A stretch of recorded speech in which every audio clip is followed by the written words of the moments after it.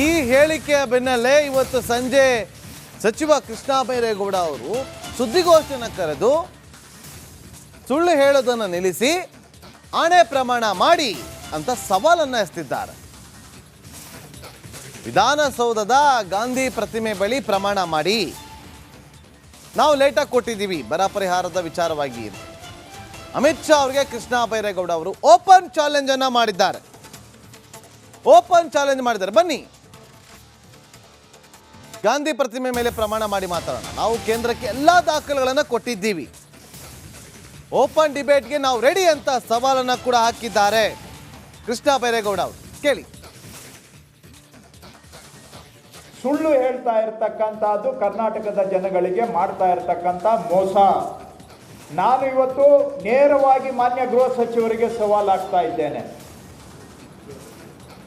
ನಾವು ತಮ್ಮನ್ನ ಡಿಸೆಂಬರ್ 20ನೇ ತಾರೀಕು ಭೇಟಿಯಾದಾಗ ಡಿಸೆಂಬರ್ 23ನೇ ತಾರೀಕು ನಾವು HLC ಸಭೆಯನ್ನ ಮಾಡಿ ಅಂತಿಮ ತೀರ್ಮಾನ ತೆಗೆದುಕೊಳ್ತೇವೆ ಅಂತೇಳಿ ನೀವು ನಮ್ಮ ಮುಖ್ಯಮಂತ್ರಿಗೆ ಮಾತು ಕೊಟ್ಟಿದ್ರಾ ಇಲ್ಲವಾ? ಇದಕ್ಕೆ ಜವಾಬ್ ಕೊಡ್ಲಿ ಅವರು. ಹೇಳಿದ್ದ ಟೈಮ್ಗೆ ವಿಧಾನಸೌಧದಲ್ಲಿರುವಂಥ ಗಾಂಧಿ ಸ್ಟ್ಯಾಚ್ಯೂ ಎದುರುಗಡೆ ನಾನು ಬರ್ತೇನೆ, ಅದಕ್ಕೆ ನಮ್ಮ ಹತ್ರ ಸಾಕ್ಷಿನೂ ಇದ್ದಾರೆ. ನಮ್ಮ ರಾಜ್ಯಸಭೆ ಸದಸ್ಯರು GC ಚಂದ್ರಶೇಖರ್ ಅವರು ಕೂಡ ಅವತ್ತು ಸಭೆಯಲ್ಲಿ ಉಪಸ್ಥಿತರಿದ್ದರು.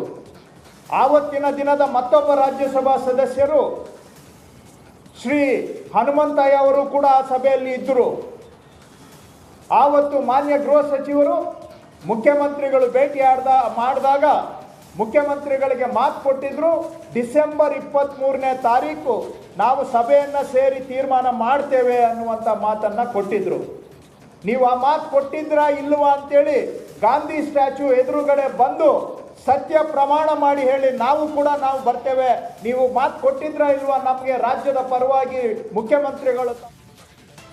ಮತ್ತಷ್ಟು ಮಾಹಿತಿಯನ್ನು ಕೊಡೋದಕ್ಕೆ ನಮ್ಮ ಪೊಲಿಟಿಕಲ್ ರಿಪೋರ್ಟರ್ ಬಸವರಾಜ್ ಈಗ ಸಂಪರ್ಕದಲ್ಲಿದ್ದಾರೆ. ಬಸವರಾಜ್, ಈಗ ಅಮಿತ್ ಶಾ ಅವರು ಹೇಳಿದೆಲ್ಲವೂ ಕೂಡ ಸುಳ್ಳು ಅಂತೇಳಿ ಈಗ ಸಚಿವ ಕೃಷ್ಣ ಬೈರೇಗೌಡ ಅವರು ಓಪನ್ ಸವಾಲನ್ನು ಹಾಕಿದ್ದಾರೆ, ಹೌದಾ?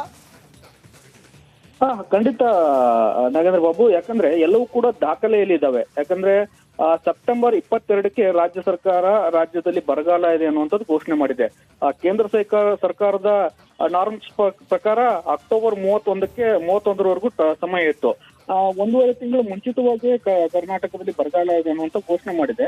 ಹೀಗಾಗಿ ಅದು ವಿಳಂಬ ನೀತಿ ಹೇಗಾಗುತ್ತೆ, 3 ತಿಂಗಳು ವಿಳಂಬವಾಗಿ ಬರಗಾಲ ಘೋಷಣೆ ಮಾಡಿದ್ದಾರೆ ಅನ್ನುವಂತ ಅಮಿತ್ ಶಾ ಅವರ ಹೇಳಿಕೆ ಏನಿದೆಯಲ್ಲ, ಅದು ಖಂಡಿತವಾಗಿಯೂ ರಾಜ್ಯ ಸರ್ಕಾರವನ್ನ ಕೆರಳಿಸಿದೆ ಮತ್ತು ಎಲ್ಲವೂ ಕೂಡ ದಾಖಲೆಯಲ್ಲಿದೆ.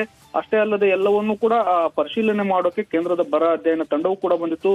ಆ ಪರಿಶೀಲನೆ ಮಾಡಿ ವರದಿಯನ್ನ ಕೊಟ್ಟಾಗ ಕರ್ನಾಟಕ ರಾಜ್ಯದಲ್ಲಿ ಬರಗಾಲ ಇದೆ ಅನ್ನುವಂತ ವರದಿಯನ್ನು ಕೂಡ ಕೇಂದ್ರಕ್ಕೆ ಕೊಟ್ಟಿದೆ. ಇಷ್ಟಾದ ಬಳಿಕೂ ಕೂಡ CM ಸಿದ್ದರಾಮಯ್ಯ ಅವರು ಗೃಹ ಸಚಿವರಾದಂತ ಅಮಿತ್ ಶಾ ಅವರನ್ನು ಭೇಟಿ ಮಾಡ್ತಾರೆ. ಆ ಸಂದರ್ಭದಲ್ಲಿ ಡಿಸೆಂಬರ್ 23ಕ್ಕೆ ಸಭೆ ಮಾಡಿ ಕರ್ನಾಟಕಕ್ಕೆ ಬರಬೇಕಾದಂತ ಬರಗಾಲದ ಪರಿಹಾರವನ್ನ ಕೊಡಿಸುವಂತ ಕೆಲಸವನ್ನ ಮಾಡ್ತೇವೆ ಅನ್ನುವಂತ ಒಂದಷ್ಟು ಭರವಸೆಯನ್ನ ಕೊಡ್ತಾರೆ.